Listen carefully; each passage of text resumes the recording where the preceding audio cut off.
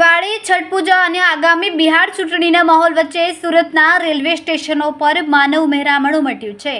સુરતમાં રહેતા લાખોની સંખ્યામાં ઉત્તર ભારતના લોકો પોતાના વતન જવા માટે ઉધના અને સુરત રેલવે પ્લેટફોર્મ પર એકઠા થઈ રહ્યા છે, જેના પગલે મુસાફરોની કતારો પ્લેટફોર્મની અંદર અને બહાર સુધી લંબાઈ છે।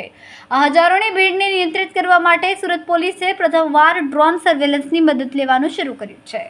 उत्तर प्रदेश और बिहार तरफ जता मुसाफरों में वतन जवानी एटली बधी तालावेली है कि तेओ ट्रेननी राह जोया विना ज रात्रिना 12 वाग्याथी भूख्या तरस्या टिकिट और ट्रेन में प्रवेश माटे लांबी कतारो लगावीने ऊभा छे। उधना रेलवे स्टेशन पर भागलपुर स्पेशल और ताप्ती गंगा जेवी ट्रेनों माटे मुसाफरों सौथी लांबी लाइनों जोवा मळी रही है। गत वर्षे एक ज दिवस में 60,000 मुसाफरो एकठा थता भारे मुश्केली सर्जाई हती।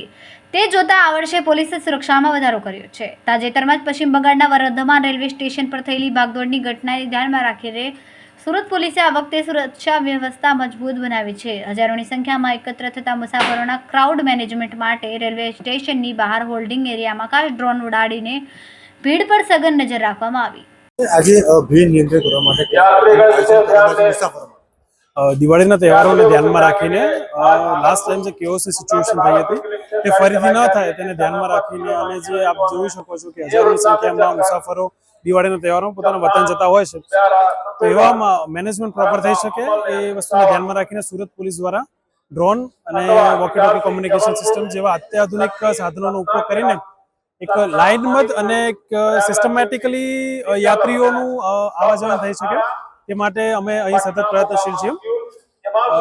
સૌપ્રથમ તો યાત્રીઓને લાઇનબદ્ધ અહીં બેસાડવામાં આવે છે અને ત્યારબાદ ટ્રેન આવે તે પ્રમાણે એ લોકોને અંદર એન્ટ્રી આપવામાં આવે છે, જેથી કોઈ કેઓસ સિચ્યુએશન ન થાય।